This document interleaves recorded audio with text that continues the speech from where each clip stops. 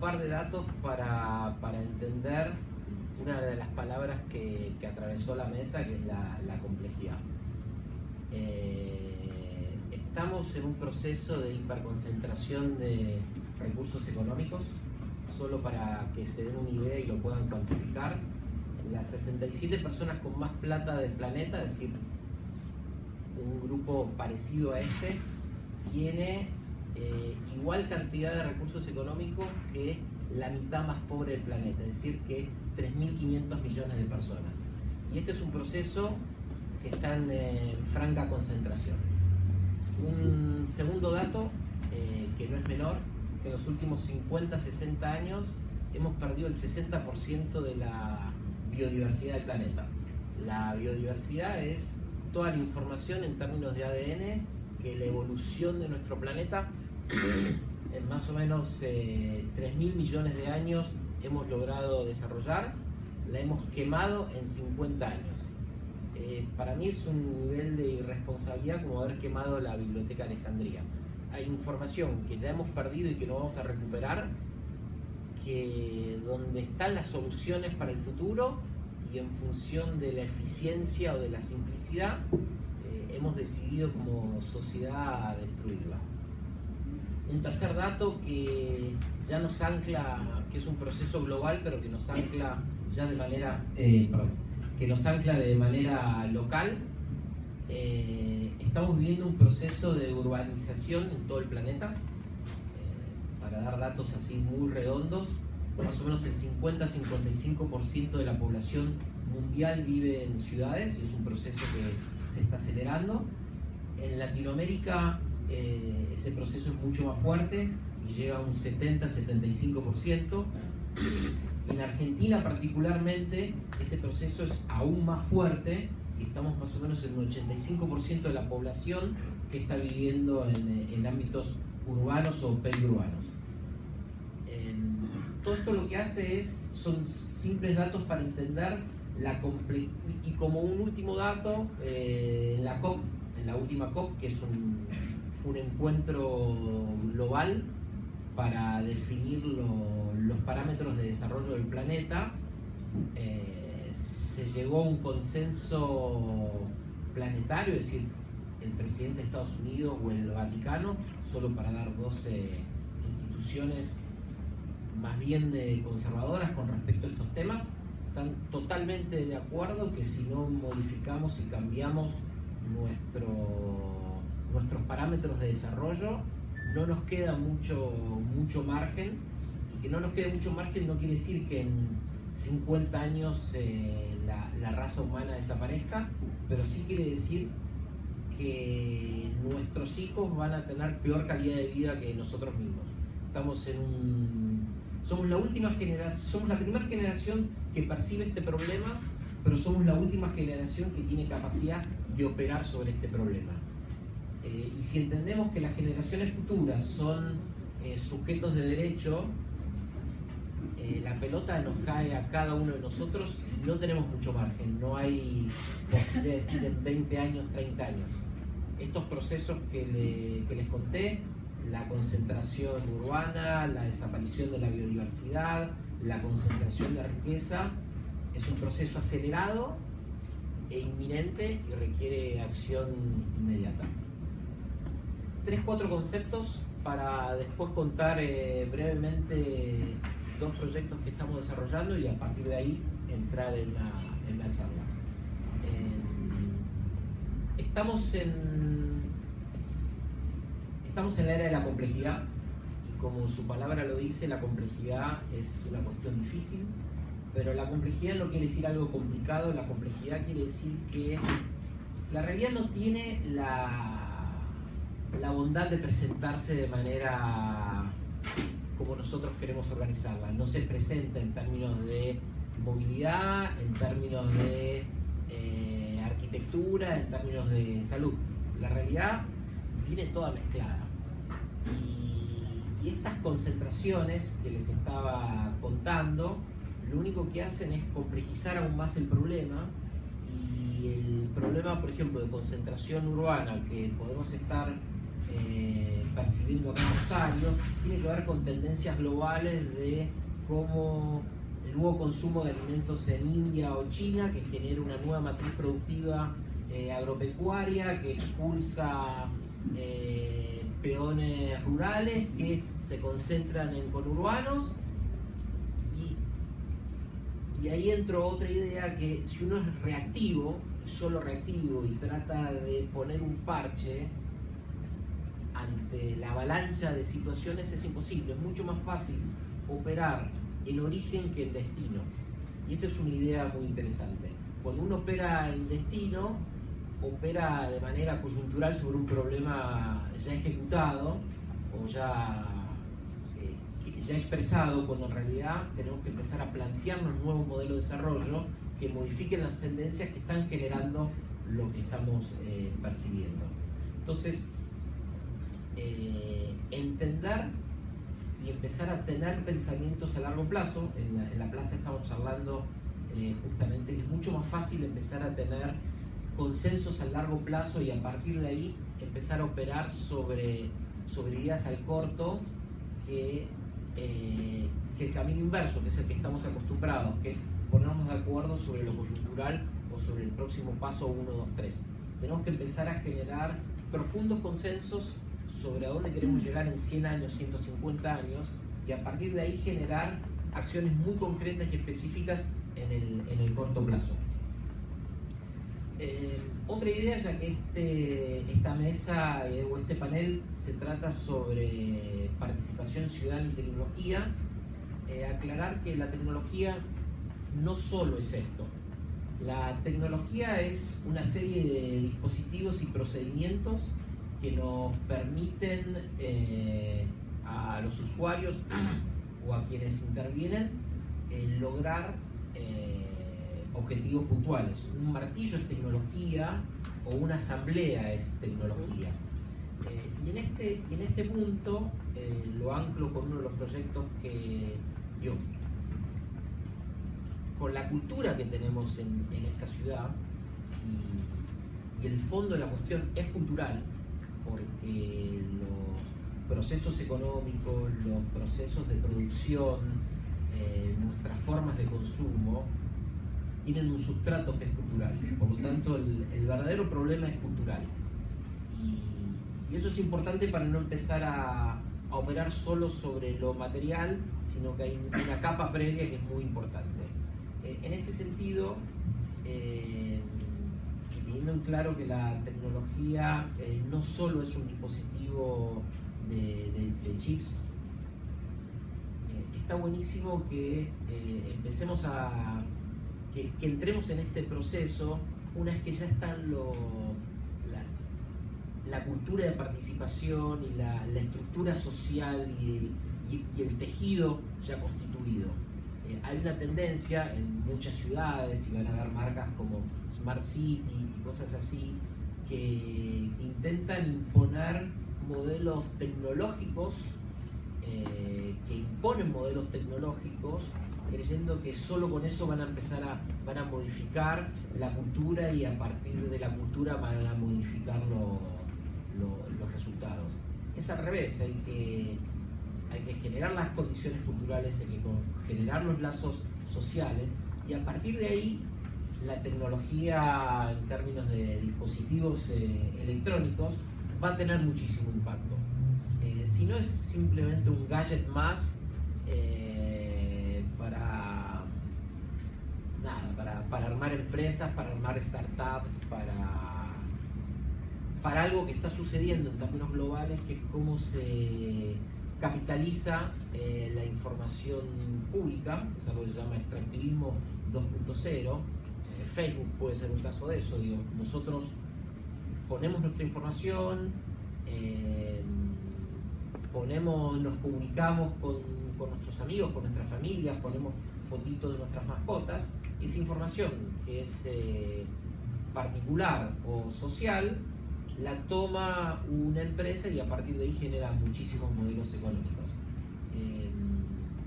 Y ahí vamos a otro punto, que la tecnología no es buena ni mala, sino es en función de cómo se la toma, y por eso hay que politizar las ideas de tecnología y ahí entra todo lo que es el paquete de derechos humanos de la cuarta generación, que tienen que ver con el uso de datos, sobre la transparencia y demás. Es tecnología para quién y para qué, los datos para quién y en función de qué. En ese punto creo que es muy importante tener tecnologías abiertas, hay un precepto muy sencillo, pero no por eso inocente, que es transparencia para el Estado y privacidad para los ciudadanos. Eso nos lleva a otro concepto que me parece muy importante, que es empezar a replantear el equilibrio entre Estado y ciudadano, que es uno de los 2 o 3 tensiones que se están discutiendo, de las grandes batallas que se están discutiendo en esta generación. Sacar al Estado de una posición asimétrica de fuerza y el ciudadano abajo que va y le tiene miedo al empleado público y tiene que ir hasta donde está y le pone el sello o le saca o se le echa para atrás un poco a lo Gasalla, y empezar a pensar un Estado que está en una posición mucho más simétrica con el ciudadano, un Estado que se desplaza hacia donde está el ciudadano y no el ciudadano que tiene que ir hacia el Estado. Y esto es una nueva relación de fuerza que opera en un triángulo de relaciones de fuerza muy interesante, que también es cómo las corporaciones se relacionan con el Estado y cómo los ciudadanos, que somos ciudadanos y consumidores, nos relacionamos con las corporaciones. Y hablo de idea de ciudadano consumidor, porque el mercado tiene una gran ventaja, que son ciclos muy cortos. Yo como consumidor compro unas galletitas, si me gustan al día siguiente o a la semana siguiente vuelvo a comprar, si no me gustan penalizo a esa empresa y empiezo a comprar otra. El Estado está acostumbrado a trabajar con ciclos muy largos y por lo tanto con ciclos de aprendizaje muy largos que hay que revertir, porque no tenemos tanto tiempo tampoco, ¿no? Nuestra vida, en el mejor de los casos, son 100 años, ponele. Y como había avisado, como había anunciado antes, los problemas o los desafíos que tenemos no nos dan 100 años más de Changüí. Tenemos muy poco tiempo, entonces hay que empezar a generar ciclos muy cortos de aprendizaje, ciudadanía, Estado. Y en ese punto la cultura de democracia participativa nos lleva a ciclos muy cortos de aprendizaje, donde el Estado en igualdad de condiciones, nunca va a estar en igualdad de condiciones, pero en una simetría y en una mesa donde se puede hablar de par a par, y para estar en una mesa de par a par hay que darle los elementos al otro para estar de par a par, y darle elementos es darle información, darle tiempo, darle perspectiva sobre los temas. Y esto nos va, acá hablo como Estado, aunque no sea el Estado porque estoy de este lado del mostrador, esto le va a dar al Estado, o nos daría al Estado, la posibilidad de empezar a ver o encontrar emergentes que aparecen de la ciudadanía, y como les conté, los emergentes no van a responder al organigrama del Estado, sino que el emergente va a responder a problemáticas complejas, y esas problemáticas complejas no hay manera que las solucione solo la ciudadanía o solo el Estado o solo el mercado. Tenemos que empezar a pensar en esta nueva cultura de la complejidad en soluciones mixtas, donde el sector privado, el sector público y el Estado, por supuesto, trabaja en conjunto para responder a estos emergentes ciudadanos. Como larga introducción termino, y ahora les quiero contar un proyecto específico y algunas ideas en relación a Rosario, para pasar luego a la charla que asumimos que va a ser lo más interesante. Desde nuestra organización, que tiene 10 años y se dedica a temas educación y sustentabilidad, es decir, trabajamos en cultura y sustentabilidad, trabajamos en todos los niveles, desde programas de jardín de infantes que arrancan con chicos de 5 años a posgrados. Trabajamos en villas miserias o para universidades de Escandinavia, es decir, trabajamos con distintos elementos del espectro social o global. Y justamente por la idea esta de que es difícil a veces atacar los temas en destino y tratar de empezar a probar y a tener ciclos de aprendizaje intentando solucionar o operar sobre el origen. Decidimos hace unos años concentrar todas nuestras acciones en un solo municipio, donde instalamos una escuela de sustentabilidad, que es un campus de 30 hectáreas, que pretende en un punto ser un caso de estudio en sí mismo, es decir, cada elemento del lugar, desde la manera en la que está construida el edificio, o cómo se procesa el agua, o cómo se obtiene el agua, o la idea de tipología de unidad económica unitaria.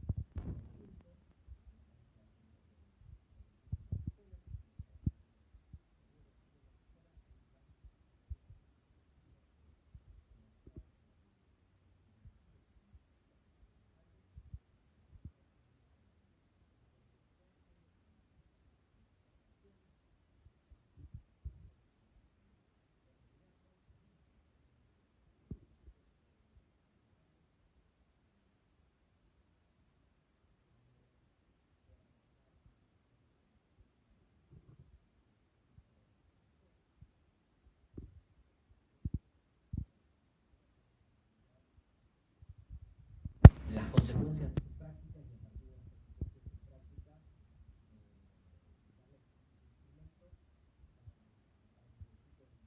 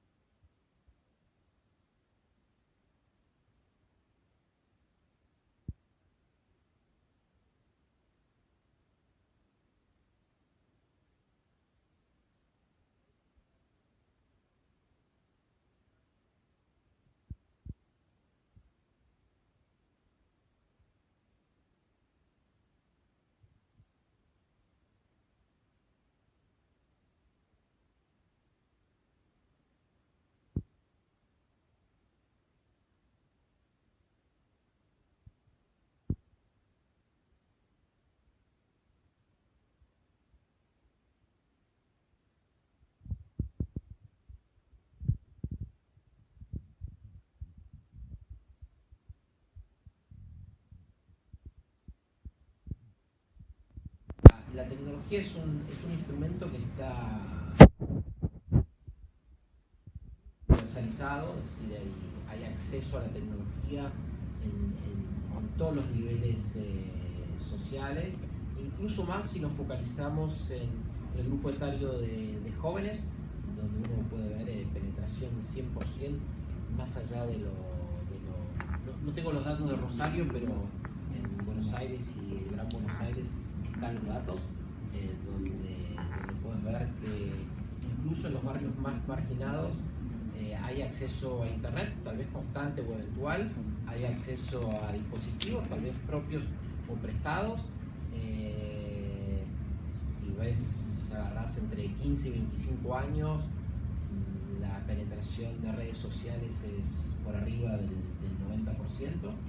Lo que hay que hacer, teniendo en cuenta esta base material tecnológica, es mostrar que no solo son instrumentos de mercado, no solo sirven para consumir, sino que es una herramienta de cambio, y eso conectado con procesos sociales, con compromisos de democracia participativa, se puede tener mucha potencia, y mi idea es que sea un factor multiplicador en lo que ya vienen haciendo. Así que muchas gracias, y pasemos a las preguntas, que creo que va a ser lo más interesante.